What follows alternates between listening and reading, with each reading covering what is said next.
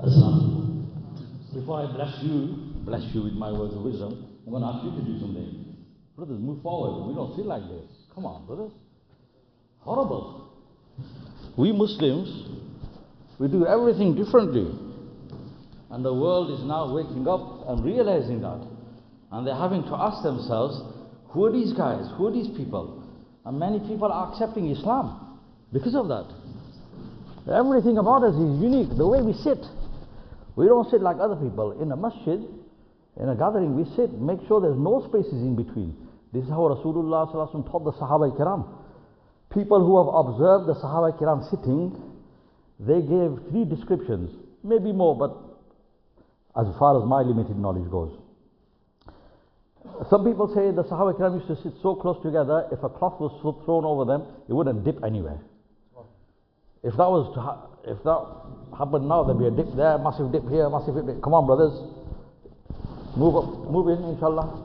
The weather's been nice, but it's chilly outside now. I regretted not bringing my coat, so let's make it comfy, warm, cozy. Come on, brothers. MashaAllah, you brothers are slim, MashaAllah. You can fit into the... I'd have a problem. MashaAllah, you can squeeze into the little thing. Another person who observed the Sahaba Kiram, he said that if Rasulullah was delivering a speech, brothers, you need to split up, you 3. One of you, oh brother, you come over here, sit over here. और नेकबख्त मेरा ही बेटा है. खंजर लगा जो पुष्ट में, मौलाना this is for you, and for Hamza as well. खंजर लगा जो पुष्ट में, दुश्मन का था गुमान. पीछे पलट के देखा तो मेरा ही रफीका था, तो मेरा ही बेटा था. Right, you next one, come over here. You over here, mashallah. There. No. Are you coming next to him for? Defeats the purpose. Sit next to the uncle. The uncle will look after you. And you, brother, you come over here. You come and sit next to Molana here. ये भी मेरा ही दिकरा है. तो उसके ऊपर दम कर जो मौलवी साहब. So somebody else who observed the Sahaba Kiram, they said they sat so close together that if Rasulullah was delivering a speech and the Sahaba Kiram was sitting under a tree and a leaf fell from the tree, the leaf would not land on the ground. Imagine.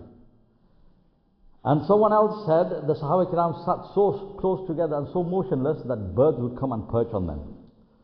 So this is the way we sit. We don't look at the non-Muslims, and non-Muslims are sitting around and, slouching around and talking on their phones and stuff. We don't do stuff like that. We're different. We roll differently. Anyway, Jazakumullah, first of all, to Hazrat Molana Luqman Sahib for inviting me to speak at this event. It's an honor and a privilege. But also, on many occasions, and on this occasion as well, when I am invited to speak, and I come, and then I see the ulama ikram, Hazrat Molana Ilyas Sahib, Mufti Asmar Sahib, Molana Luqman Sahib, and other ulama whose names I don't know, but from the nur on their faces I can tell that they are ulama ikram amongst us. So in their presence, when I am asked to speak, it's like baffling for me. Why do you invite me? So then the way that I reconcile this in my mind is by a statement that Hazrat Maulana Ashraf Ali Thanvi Rahmatullahi once made. Brother who's got the phone out, please put your phone away. Against the adab of the gathering, brother. We don't do stuff like that. Hazrat Maulana Ashraf Ali Thanvi Rahmatullahi, as you all know, was Hakimul Ummad. He was a Faruqun Nasal, a direct descendant of Hazrat Umar radiyallahu ta'ala anhu. And you must know of his services to Deen. So once, let me tell you the story, the whole story. Once he was invited to deliver a speech. He was a much sought after speaker, and people would get very, very happy if he accepted an invitation and he attended. So the people of a particular town, they invited him and he accepted. So the unfortunate thing is this world is a place of trials and tribulation. And in this world, you will always find that wherever there are Allah wale, wherever there are men of Allah, wherever there are ulama kiram, sincere people serving the deen of Allah, at the same time, in the same place, there will be wretched scoundrels who will oppose those people. May Allah not make us of those wretches, but you will always find them. And may Allah make us of those people who always support and honor the ulama kiram and ahlullah and people of Allah. You just have to look, take a peek into our history, Islamic history.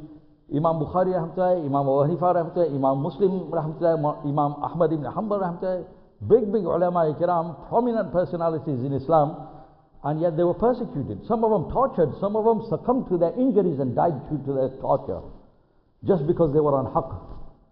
Imam Bukhari rahmatullah was chased out of town. He died outside his city. So this happens.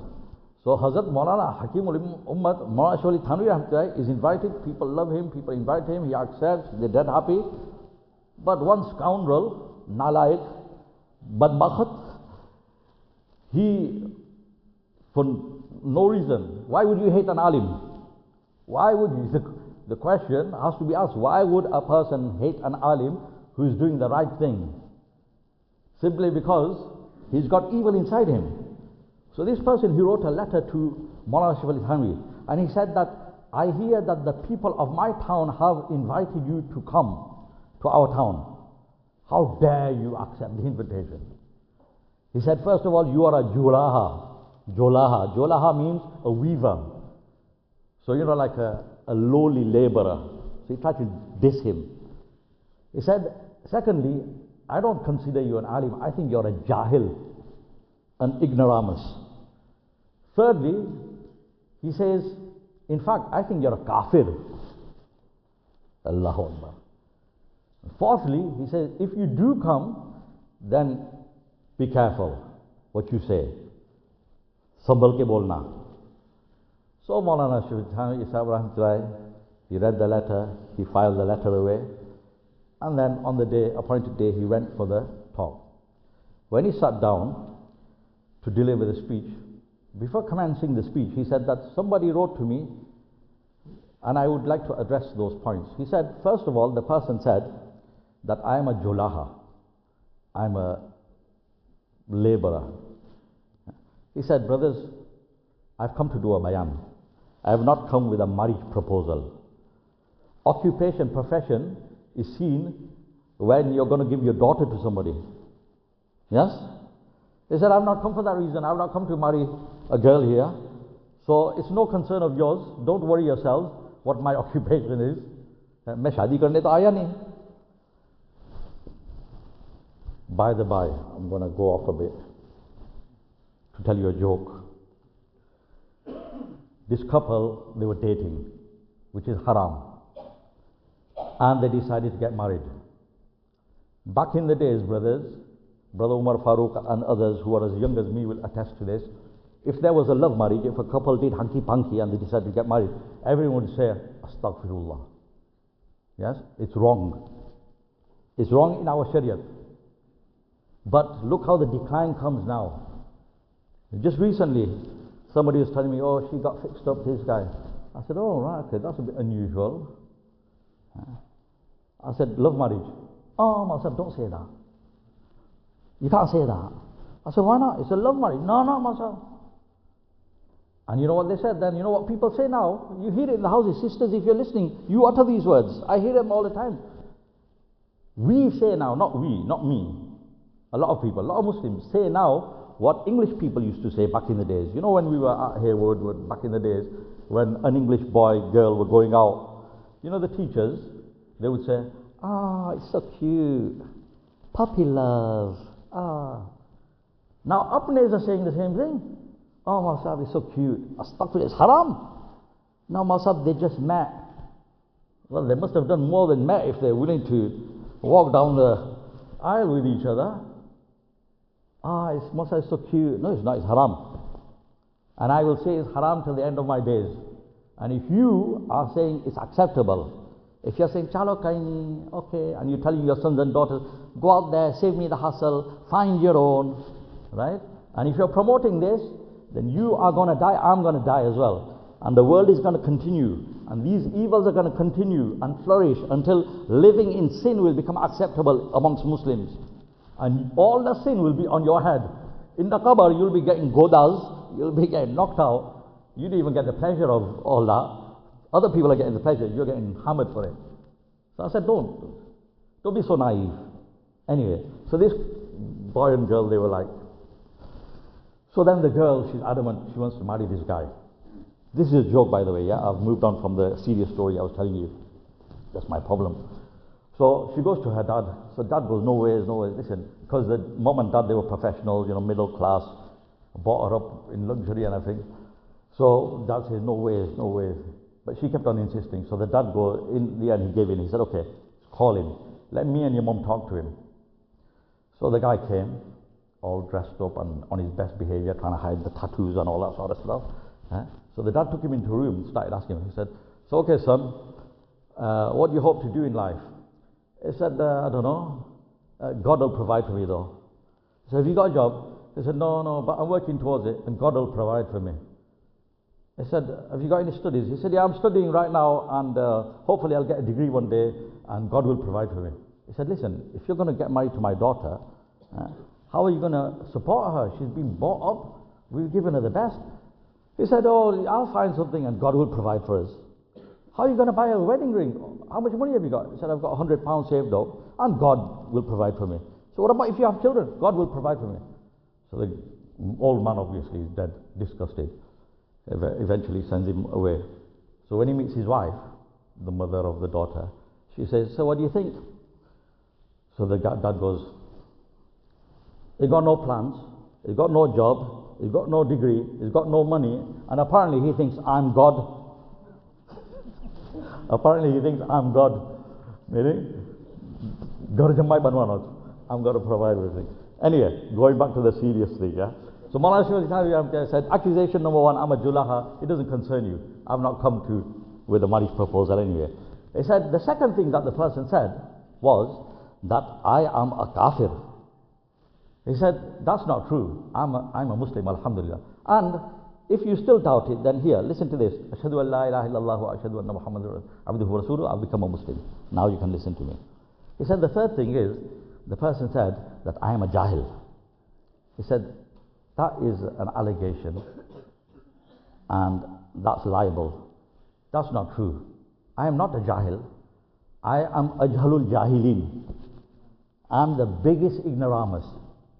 I'm not just ignorant, I'm the most ignorant person in the world.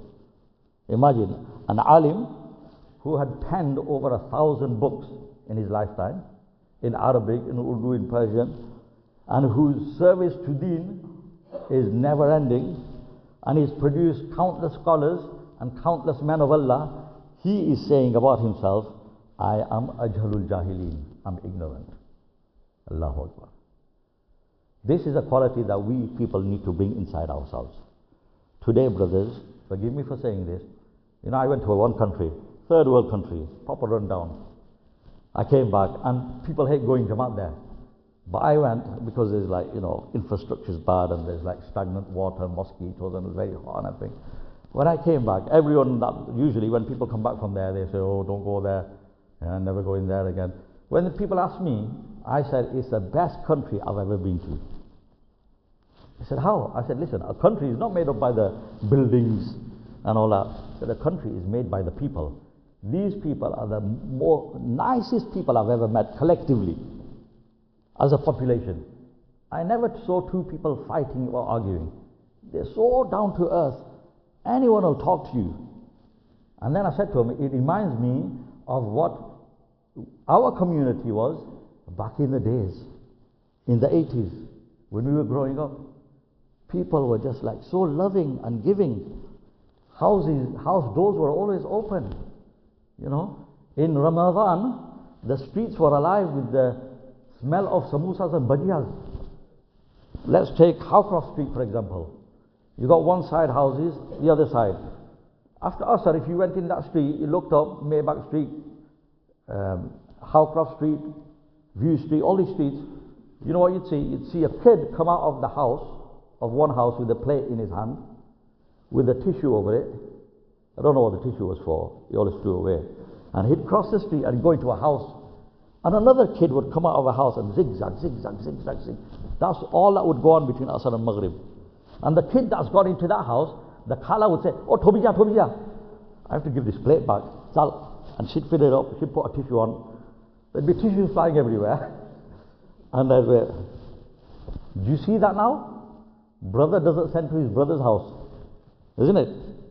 There were purses were small, hearts were big. Houses were small. Yes? You know, now you go to somebody's inviting you for a wedding, yeah? You're going to London. So I'm saying to my wife, I can't be bothered. You know, we have to go. So London house, they've got a big house. So I say to my wife, because I'm looking at the hotels, I'm thinking, forget that. So I'm thinking, why don't we just stay at their house? Khabardar, don't even mention it. How dare you? I said, why not? They've got a spare bed. No, you can't do that. Yes? Humiliation. And you and I know, back in the days when it was a wedding, yes? Somebody recently sent a picture. I talk about it in the Bayans all the time. And in the backyard with the chap roof, yeah? And big digs that you used to get from Zakariya Masjid, rent them, yes? And then the chacha used to come with lungi, put a lungi around him, yeah? And there would always be an auntie as well, and he'd be smoking his Benson and Hedges and smoking away all night, and they've got the light bulbs, and everyone's having a nice time. And the house itself, 2 up, 2 down, it's packed, 20 odd people. Yeah? People sleeping in the passages, in one room, 20 odd people. That's how it was, isn't it, brothers? That's how it was. Yes, houses small, hearts were big. People were humble. So I said about the people of that country, I said, you know, it reminded me of people in England. You know why? Because those people are poor, so they're humble. We, unfortunately, now because the money comes, it changes a person. And so it's changed us. Arrogance, pride, yeah? Who are you? What are you looking at? You can't say anything to anyone. And unfortunately, the biggest target are the Tablighi Satis and the Ulama Ikram, because they tell us stuff that's against our desires. So Molana Shawli Thanwi, the person said to him, you're Jahil, Ajhalul Jahilin. He replied. And that's a quality, isn't it? Like somebody said that, you know, a tree that doesn't have fruits, go and look in Bobby Haywood Park, the branches just keep reaching up to the heavens straight. But a fruit tree, a tree that's bearing fruit, the more fruits it has, the more its boughs bow down. In the same way, the more qualities a person has, the more humble he will be. Ibn Umar radiyallahu ta'ala, the son of Umar radiyallahu ta'ala, of whom Molana Shawli Thanwi is a descendant. It said about him, Ibn Umar radiyallahu, he would never go into a gathering in which he knew that people would stand up for him. He said, it creates pride in my heart. Somebody once gave him an exquisite cloth to wear. He returned it. He said, I can't wear this. Why? Because it creates arrogance in me. We look at our houses now, look at our dastakhan, our cars, all this. It's not haram to utilize that. Alhamdulillah, these are ni'mats, but we have to check ourselves. That have I started walking, talking differently since I moved into my big house with a big lawn? Since I started driving my nice car, when I was driving my Ford, what's our car called? S-Mark, then I was humble. Since I got my Porsche, I have become posh. And now, a person next to me, you know, it happens. Look, you know what I'm talking about. You're standing in a saf, yes? And the person next to you is not standing on the line. You tell him, if you got the guts. You dare tell him. Try telling him. Just do it next time. You can't, innit, Molana? You can't. Brother, can you move? You can't say that. The most you can do is, what I do is, yeah, on the side, bang into him, hoping that he'll get the message. He doesn't. He's still standing like that. Surf is going like that. And if you still tell him, brother, can you move? He won't move. First thing he'll do, he'll look at you. He'll look at you first. And you know, in some cases, I'm not making this up, some cases, you know what people have done? He's gone the other way. I said, man, you got some ego, man. He's gone further away. And you know the stuff, it gets made from the middle. So you know, man next to the wall, he's tapping me, come. I said, no bro, you got to go this way. The stuff gets made from the middle. But he's like, nope. That's the arrogance of people. You can't tell people anything. If that is the situation with me, if every time Mauli Osman and Molana Iyas Sahab, Molana Luqman Sahab do a Bayaan, they go down in my estimation. Like people say, channel badlo, you know, on the house receivers. When I'm doing a Bayaan, the women in the house say, oh, pelo tikho Mauli Sahab che, Mauli Osman, oh, channel badlo. Go on to Zakariya Masjid, I daru ko andar bot tikho Mauli Sahab che. So I say, bhai, channel mat badlo. Apni chalan badlo, bhai. Don't change the channel. Don't stick your head in the sand. Change your ways. Anyway, so Ibn Umar radiallahu anhu, he returned the cloth. He said, no, this creates arrogance in me. On one occasion, Ibn Umar radiallahu anhu was sitting with a guest, Mehman, and he's writing something, and the lamp went out, the oil ran out. So Ibn Umar radiallahu anhu started to get up. Now, Ibn Umar is a great scholar, one of the most eminent Sahaba. The guest says to him, no, Hazrat, let me do that. Ibn Umar radiallahu anhu looked at him and said, listen, it is improper to take service from a mehman. He said, you can't do that. You can't take, you know, a mehman comes to your house, you say, mashallah, biryani is on the menu today, but can you cut these onions, please? You can't do that, can you? You can't take away from a mehman, from a guest. He said, listen, I can't let you. So the mehman said, no, please, Hazrat, it's okay. He said, no. Then the guest, he's feeling very embarrassed. So he says, let me wake your servant up. Ibn Umar said, no, he's been working all day. He's gone to sleep. How dare we disturb his sleep on my account? That can't happen. He said, you pay him a salary. You can do that. I said, no, I can't disturb his sleep. Ibn Umar got up himself, he went to the oil, filled the lamp, lit it, came back, put it down, started writing. So the guest, he felt really embarrassed.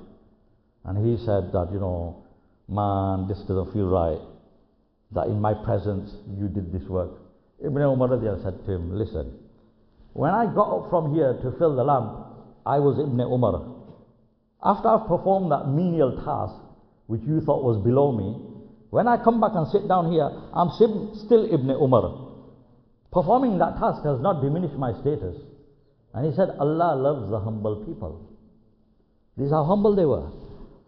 So, Molana Shawri said that I am not Jahil, I am Ajhalul Jahilin.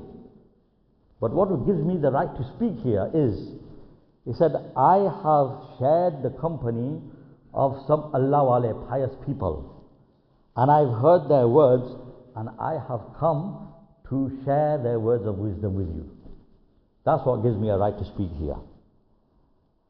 I have been in the company of Buzurgs. Like the poet said, Hamza, this is for you. जब से उनकी नज़र ने इस नज़र को उस खास नज़र से था देखा, मौलाना भाई साहब, जब से उनकी नज़र ने इस नज़र को एक खास नज़र से था देखा, उस वक्त से इस नज़र ने किसी और नज़र को एक नज़र तक नहीं देखा. When he, the person of Allah, when he looked at me, निगाह मर्द मोमिन से बदल जाती है तकदीर. When he looked at me affectionately, when he took me under his wings, when he taught me, when he counseled me, now I fall in love with him. I don't need to go anywhere else. I don't have to look at anyone else. He's enough for me. Molana Shawri Thanvi, he was taken under the wing by Haji Imdadullah Sahab, Muhajir Makki, a non-alim, taking an alim under his wing, and then the rest, as they say, is history. He excelled from there. So he said, I've just heard the words of the elders, so that I'm going to share with you. And he said, the fourth accusation the person said to me was, I'm going to wrap up now. He said, the fourth thing the person said is, he said, be careful with what you say. Sambal ke bolna. So he said, listen, a person who's on a payroll is careful with what he says. Yeah? If I'm in a masjid and I'm employed by the masjid, then maybe I have to watch my words, because just as easily as they employed me, the committee can get rid of me. So I've got, the committee, they come and they say, Mazhab, don't talk about interest because our Musallis get upset. Don't talk about Bepardagi because our sisters get upset. Yes? They said, listen, I'm on your payroll. So I can say what I'm going to say. And you cannot restrict me. Why? Because I do it for the sake of Allah and I have a responsibility. There was a king of India called Jahangir, rahmatullahi. Last story. He was a Sunni. His wife was Noor Jahan. She had come from Iran. She was a Shia. In those days, it was all mixed hijrah in India. So they had a debate in the royal court, which is haqq. So Jahangir accumulated his ulama-i-kiram, and Noor Jahan called her scholars to debate on behalf of the Shias from Iran. And they came and they had a massive debate, went on for days. And the Sunni scholars just wiped the floor with the other guys. They didn't have a leg to stand on. And the Sunni Shias won the debate, obviously. Haqq is haqq. So Noor Jahan, she was a woman scorned. She got upset. So she tried everything, but scholars are scholars. She couldn't argue with them. So she went to her husband and she said, you've sided with these guys. How could you? I thought you loved me. He said to her, Begum Sahiba, बेशक हमको आपसे मोहब्बत है, लेकिन जब हमारी मोहब्बत हुई, हमने आपको दिल दिया था, हमने आपको अपना ईमान नहीं दिया. Yeah, I love you, sweetheart. I love you to the moon and back. But I've given you my heart. I've not given you my iman. There's no compromise on that. So then Molana Shawali Tharani commenced the speech. Anyway, why did I tell you that story? Oh yeah, because I often wonder, why do you invite me to speak when you've got, mashallah, these prominent, eminent ulama-i-kiram to speak? I just come and I just tell a few stories and a joke. You remember the joke, yeah? Tell your wife. Yes? And then we move on. May Allah Ta'ala bless this gathering and this initiative. Alhamdulillah. But this initiative is not on the head of this brother and Molana and a few individuals. Yes? I'll speak from experience. About 15 years ago, a certain town, I won't mention which one, they had this idea, one masjid. They said, let's hold monthly youth programs. Fantastic idea. So they called me again. I don't know why. Right? So I went and delivered a speech. Another masjid got a whiff of it. He said, what? Chalo apne bhi kare. So another masjid did it. And then another masjid. And then another masjid. And so in that town, I was like almost every weekend, yeah, and other ulama as well. But what used to happen is when I used to go there, unlike, mashallah, this majma, there used to be like a fifth of this majma, very few people, and although it was advertised as youth gatherings, they used to have little kurkuriyas like these guys sitting there, little kids. But the poster was fantastic, glossy, yeah, 3D and all this sort of stuff, yeah. Fantastic picture, poster, colorful. Sheikh Osman Kazee. I said, milkshake, more like. Electrifying Bayaan. Short circuit, more like. What are you talking about? Yeah, and they've got this. I started telling them, I said, listen, why have you not got the gathering here? Where are the youth? I said, it doesn't happen with glossy posters. Just because you got a digital little printer doesn't mean everyone. It doesn't happen with WhatsApp messages. I said, we need to learn from the Tablighi Satis. The Tablighi Satis have a jor. Yes? Masjids get packed out. At December time, all the masjids have jors. You go to any one, every single masjid is packed out. Why? Because weeks in advance, they do the legwork. They do the sunnah of Rasulullah sallallahu alaihi wasallam. They go door to door, knock, knock, knock, reminding. It's not about giving money. Giving money is easy, especially for us now.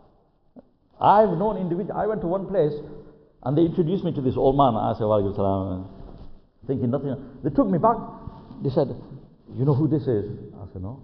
This guy has donated 100,000 pounds. He's an old man. 100,000 pounds towards our masjid. I was like, wow, 100,000 pounds. And I've known individuals who built a whole masjid. People who've got money and people are generous, mashallah. But giving money is easy. Giving time, giving our own health is difficult. But that is what will make it successful, this initiative. All you brothers sitting here, mashallah, and you sisters listening at home, you are part of this. If you want this to continue, otherwise what happened there, I've seen in so many places, it starts with a bang, and then it fizzles out like a broken down car. After a few months, they run out of energy and enthusiasm. Yeah? And they're feeding people. You know, one Molana, he said, अगर खाने पे लोगों को जोड़ोगे तो खाने ही पे आएंगे. If you're joining everyone, come together, come, there's going to be pizzas and burgers, then people will come. But you cut off the pizzas and burgers, people will stop coming. But if you join people for Allah, Allah is always here, and people will always be here. That's the basis, fundamental of tabligh. You don't get any laddus, any jalebis, any pat on the back, any money. Just come for the sake of Allah. Do your own gosh, spend your own money when you go out in the path of Allah. But come for the sake of Allah. If we are coming for Allah, we will always be here. Allah will always bring us. But if we think the glossy poster, yes, and the events, and let's do archery in the masjid, la ilaha illallah. Yeah? Let's bring the sisters as well. Yeah? Let's do party, let's have cakes and all this. I've been to countries where they've done all this. And you walk into the masjid, it seems like you're in Bolton Market than a masjid, Jamaat Khana. Yes? They take over. That's not the way to do it. The way is the method of Rasulullah sallallahu alaihi wasallam. If WhatsApp messages, social media, TV and media could do it all, and if that was needed for the propagation of Islam, then the Allah who gave the intelligence to people to invent these things in the 21st century could have given the same intelligence to the people before Muhammad sallallahu alaihi wasallam in preparation for the arrival of Rasulullah sallallahu alaihi wasallam. So when Rasulullah sallallahu alaihi wasallam comes, all the gadgetry is in place, and then Rasulullah sallallahu alaihi wasallam can use all that to spread Islam. You understand? People didn't invent these things. Allah gave them the intelligence, isn't it? The Allah that gave the intelligence now, He could have given it back then. So Islam is not dependent. Don't think, you sent a message, tell you, WhatsApp message, video, Bayaan clip, somebody records this Bayaan and sends it forward. I wouldn't know why, but, no, that's not the thing. It's legwork, brothers. Islam qalam se nahi, qadam se phela hai. We've got to all give the legwork. And for you brothers, alhamdulillah, you have guests here in this masjid on Saturday. Join in there. Go, meet brothers. Knock on their doors. It's only 1 hour. 1 hour on the Saturday afternoon for the sake of Allah. No biggie. And then when we have these gathering again next month, then give your time like you're giving today. Come along. Inshallah. If you keep on doing this, then inshallah, as is my hope and my wish, this program will continue till the day of judgment. But as I say, I have not seen any place where it's continued consistently. Yeah? Until the next Imam comes along, young blood, yeah, let's do this. And then they start with a bang, and then it fizzles out again. But when we all work together, inshallah, and it's not just on Mauli Sahib's head, he's got to print the poster, he's got to come up with the title, he's got to call the Mauli Sahib, he's got to arrange everything. No, we all come together, we work together. There was a time, last thing, sorry, I'm taking your time. There was a time when we didn't have English speakers. So our Hayat Sahaba, Fazal Amal, all these kitabs, our Quran was translated in India, Pakistan. And you know how they were translated? A person who knew a bit of, who'd done an MA or whatever in English, he would sit down and he'd read the Urdu and he'd come across a word and he'd say, uska kya hai? And he'd open a dictionary, Oxford dictionary, and he'd go through it, and the biggest word that he could find with the most syllables, he'd bang that in there. Right? So then we receive the kitabs. Those kitabs are still around somewhere in our masjid anyway. The old Hayat Sahaba, you open it, you can't read it. Your tongue gets twisted. Can't do it. Until Allah Ta'ala blessed the South African ulama, they came with the nice, easy translation. Yes? Now we have so many, every single one of you could translate Urdu into English. Yes? Or difficult English into easier English. Everyone can do it. Many of you can do Urdu into English as well, Gujarati into English. And yet the ulama-i-kiram are still screaming out for translators. You know that? Allah Ta'ala has given you something. Don't say, I've got nothing to offer Islam. You've got so much to offer. Yes? But the ulama are screaming out. There are so many periodicals, Riyadul Jannah and all these others, Mufti Saifullah's Mu'min, these monthly magazines that come out. Yes? They are screaming out for articles. Somebody write an article. The ulama kiram, they are having to do everything. Why can't you write an article? You've heard a bayan, you've taken some points from there, you've heard a story, pen it down, write it down. Yeah, if your English isn't that good, now you've got grammar, what's it called, Grammarly, whatever, you got all that, spell check. We didn't even have all that. We just had a with school. Yes? You write it out and then send it to them.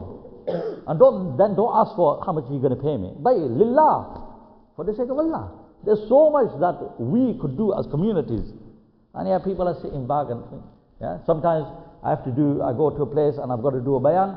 They say, Mosaf, do the bayan in Urdu. I sit down, I say, are you sure there's English speakers here? Oh, Mosaf, we'll do a translation for them. So I sit down and say, brothers who don't understand Urdu, collect over there, please. Right, brother, who's going to translate? There's so many people who can translate, nobody steps up. No, you do it. No, you do it. Like, come on, man. Become part of Team Allah. We're going to meet Allah soon. Not much time left. We've got an opportunity. Think, what can I do? Go to your ulama kiram and ask them, Maulvi Sahib, is there something I could do? One guy, I told him this, and he went to a Maulvi Sahib, and the Maulvi Sahib goes, you know, funny you should say that. 25 years ago, when I was in madrasa, I wrote this pamphlet in Urdu. Yes? It's very simple, and my ustad really liked it, and he said, you should get it printed. I've never had the chance to think it. Can you just typeset it and stuff? The guy did it, and he got all the sawab, and it became very acceptable amongst people. So Allah Ta'ala grant me and all of his tawfiq. I don't know where I started, I don't know when I'm ending. Forgive me.